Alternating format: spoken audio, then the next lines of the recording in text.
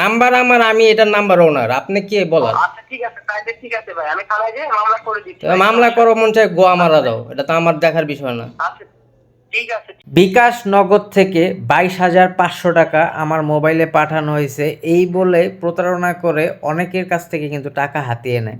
ঠিক আছে, তো 2 দিন আগে আমাকেও একটা ফোন কল আসে যে আপনার মোবাইলে 22,500 টাকা পাঠানো হয়েছে। তো আমি বললাম যে আমার যেই নাম্বার আপনি কল দিয়েছেন এই নাম্বারে আমার কোনো নগদ অ্যাকাউন্ট খোলা নেই।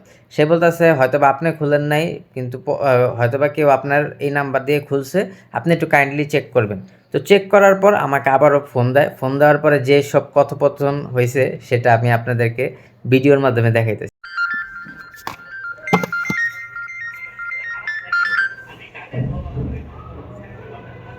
আসসালামু আলাইকুম ভাই, দেখছেন?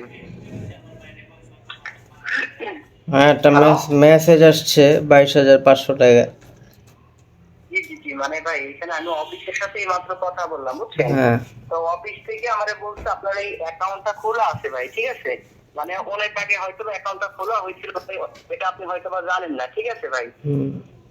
তা এখন কি করব? মানে যেভাবে হোক হয়তো বা, মানে যেভাবে হোক হয়তো বা নগদ অ্যাকাউন্টটা খোলা হয়েছিল। তা আমি অফিসের সাথে কথা বলছি, ঠিক আছে? তো হ্যাঁ। এখন আপনার অ্যাকাউন্টে যদি পিন নাম্বারটা না দেন তাহলে স্যার আপনি আমার টাকাটা ভাইটাল দিতে পারবেন না, বা আমি কিন্তু টাকাটা কখনো ব্যাক পাবো না, তাই না? হুম। এইখানে অফিসে মনে করেন যে আমার ছোট ভাই যখন টাকাটা পাঠাই দিছিল, ও হচ্ছে ভয় পেয়ে গেছিল, আপনার জায়গাটা খারাপ মানুষ থাকলে তো সে তো আর টাকাটা দেবে না। হুম। এই কারণে নগদের অফিসে হচ্ছে আমার ছোট ভাই একটা অভিযোগও করছিল। তা অভিযোগ করার কারণে অ্যাকাউন্ট বন্ধ রাখছে আর টাকাটা হচ্ছে ওইটিং এ আটকে রাখছে।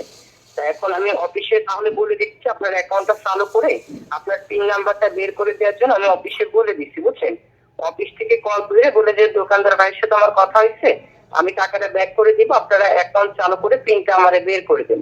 এটা অফিসে বললো, অফিস থেকে আপনার এই অ্যাকাউন্টটা চালু করে পিনটা বের করে দিচ্ছেন, পিন নাম্বারটাকে অ্যাকাউন্টে ঢুকে পাইছেন, টাকাটা দেখে আপনি খুশি হলে 1,500 টাকা মিষ্টি কাজরা রেখে বাকি টাকাটা আমার একটু কষ্ট করে ভাই ঘোরাই দিন, ঠিক আছে?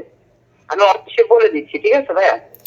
তা আপনি অফিসে বইলা দেবেন নাম্বার আমার, আমি জানি না আমার অ্যাকাউন্ট আছে, আপনি বলতেছেন অ্যাকাউন্ট খোলা ছিল, এটা কেমনে হয়? ভাই এই আমি, ভাই আমি তো আর আপনার সাথে না জেনে শুনে ভাই কথা বলতেছি না ভাই, আমি অফিসের সাথে অনেক সময় ধরে কথা বলছি, তারা বলতেছে আপনার অ্যাকাউন্ট খোলা আছে, ঠিক আছে ভাই?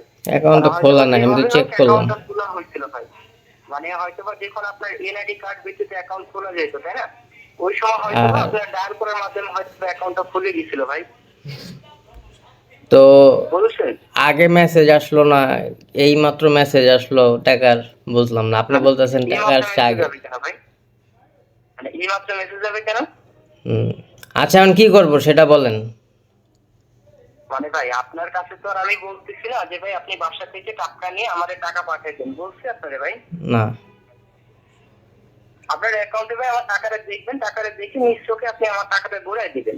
তার আগে তো আপনি আমার টাকা দেখবেন না, বা আমি তো টাকাটা আপনার কাছে চাচ্ছি না, তাই না? এটা কোনো কথা বলেছেন ভাই? জানি না ভাই, আমার এই নাম্বারে কোনো নগদ টগদ খোলা নেই। তাহলে এখানে আমি অফিসে বলে দিব, অফিস থেকে কল দিন। অফিসে আপনি বলবেন কেন? নাম্বার আমার, আমি হইতাছি নাম্বারের ওনার, আপনি অফিসে বলার কে?